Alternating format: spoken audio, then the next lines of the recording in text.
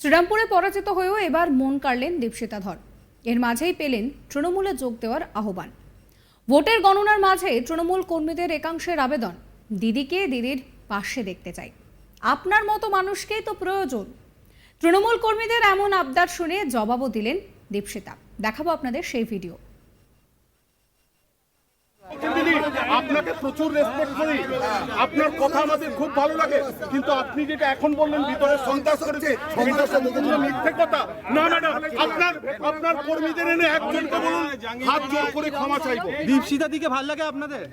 Dipsita as a man হিসেবে, as a woman হিসেবে ওনাকে রাজনীতি ওনারা আমার পাড়ার লোক, ওই জন্য বলছি। নট পলিটিক্যাল গ্রাউন্ডে ওনার লেখাপড়াকে, ওনার শিক্ষাকে সম্মান করি, ওনার কথাবার্তাকে, কিন্তু ওই কথাবার্তা কাজ করুন। মমতা ব্যানার্জি চায় বাংলা এরকম ট্যালেন্ট আরো অবশ্যই আমরা বলবেন দীপশিতা দি তৃণমূলে গেলে আপনারা কাজ করবেন। মহিলা শক্তি মমতা ব্যানার্জি আপনারা কি কাজ করবেন? তৃণমূলে এলে আপনারা কি আপনারা কাজ করবেন?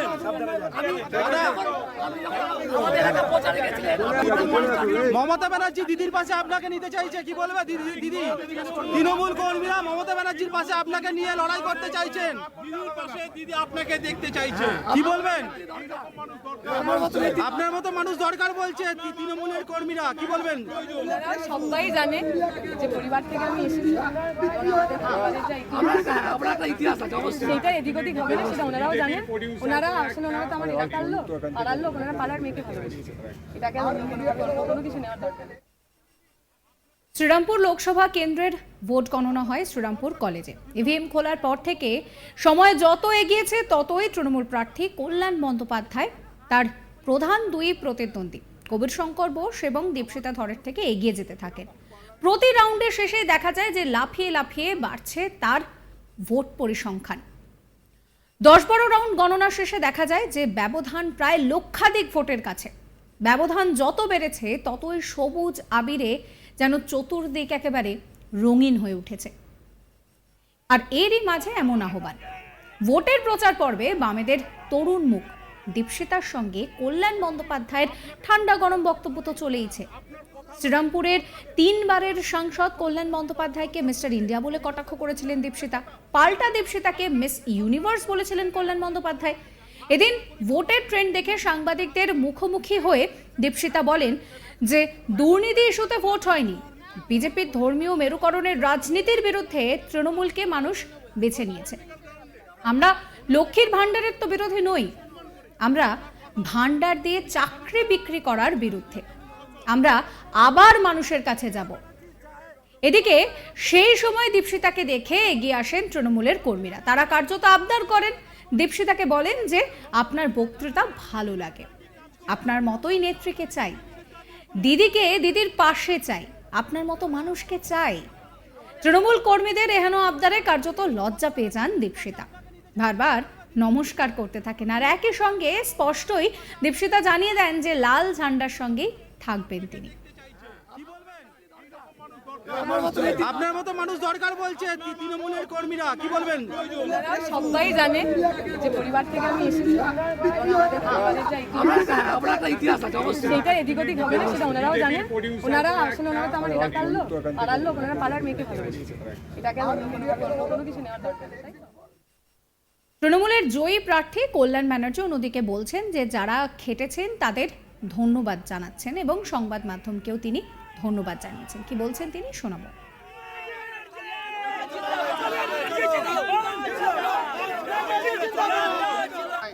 আমার সমস্ত শ্রীরামপুর পার্লামেন্টের সমস্ত তৃণমূল কংগ্রেসের ওয়ার্কাররা যারা এভাবে বিশালভাবে খেটেছেন, পরিশ্রম করেছেন, আমি প্রত্যেকের প্রতি কৃতজ্ঞতা জানাই, ধন্যবাদ জানাই প্রেস মিডিয়াকে।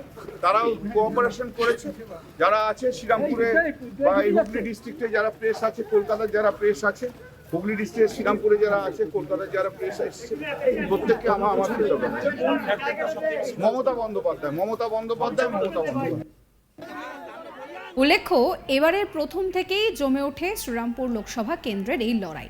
শ্রীরামপুরের 3 বারের সাংসদ কল্যাণ বন্দ্যোপাধ্যায়ের বিরুদ্ধে ভোটের ময়দানে লড়াইতে নামেন বিজেপির কবির শঙ্কর বসু এবং বাম নেত্রী দীপশিতা ধর। প্রচারের শুরু থেকে ময়দানে নেমে পড়েন 3 প্রার্থী। তরুণ মুখ হিসেবে দীপশিতাকে ঘিরে ভোটারদের একাংশের মধ্যে বেশ উচ্ছ্বাস দেখা যায়। যদিও রাজনৈতিক মহলের একাংশ মনে করছে যে চেনা ময়দানে লড়াইটা কার্যত অনায়াসেই জিতে নিয়েছেন কল্যাণবাবু। এ নিয়ে আমার কালিক ভোলানাথ সাহার একটা রিপোর্ট দেখাবো। গণনা কেন্দ্রে একটি বিরল দৃশ্য দেখা গেল। গণনা প্রায় শেষের দিকে। কল্যাণ বন্দ্যোপাধ্যায় তৃণমূল প্রার্থী প্রায় 1.5 লাখ ভোটের বেশি ব্যবধানে লিড করছেন। তখন কিন্তু গণনা কেন্দ্রে দীপশিতা ধরকে দেখে এগিয়ে আসেন তৃণমূলের কর্মীরা। তারা কিন্তু দীপশিতা ধরকে এগিয়ে গিয়ে বলেন যে দিদি, আপনার বক্তব্য খুব ভালো লাগে, আপনাকে আমরা চাই, দিদির পাশে দিদিকে চাই, আপনি তৃণমূলে চলে আসুন। দীপশিতা ধরকে সরাসরি তৃণমূল কর্মীরা সিপিআইএম থেকে তৃণমূলে যোগদান করার আবদার রাখেন। তখন দীপশিতা ধর একেবারে হেসে বলেন, না, আমি কোনো দলে যাব না, আমি লাল ঝান্ডার সঙ্গে ছিলাম বা লাল ঝান্ডার সঙ্গে আসি। দীপশিতা ধর বলেন যে কি হয়তো বিজেপি ধর্মীয় মেরুকরণ রাজনীতিকে বাংলার মানুষ ভালো চোখে নেয়নি, শ্রীরামপুর লোকসভা কেন্দ্রের মানুষ ভালো চোখে নেয়নি। তারা কিন্তু তৃণমূলের প্রতি বা মমতা ব্যানার্জির নেতৃত্বে আস্থা রেখেছে। দীপশিতা ধর বলেন উনি লক্ষ্মী ভাণ্ডারে একেবারে বিরোধী নন, কিন্তু লক্ষ্মী ভাণ্ডারের জুজু দেখিয়ে যেটা ভোটের রাজনীতি, তার উনি বিরোধিতা করেছেন। দীপশিতা ধর শ্রীরামপুর লোকসভা কেন্দ্রে কিন্তু এই তরুণ তুর্কি সিপিআইএম প্রার্থী দীপশিতা ধর প্রচার চলাকালীন বিশালভাবে আলোড়ন সৃষ্টি করেছিলেন। দল বল নির্বিশেষে সবাই ওনার অ্যাটিটিউডকে, ওনার কাজ করার ক্ষমতাকে অ্যাপ্রিসিয়েট করেছিল।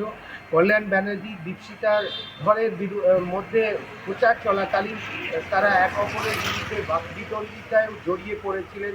কল্যাণ ব্যানার্জি ওকে মিস ইউনিভার্স বলে কটাক্ষ করেছিলেন, পাল্টা দীপশিতাও মিস্টার ইন্ডিয়া বলে কল্যাণ ব্যানার্জিকে পাল্টা দিয়েছে।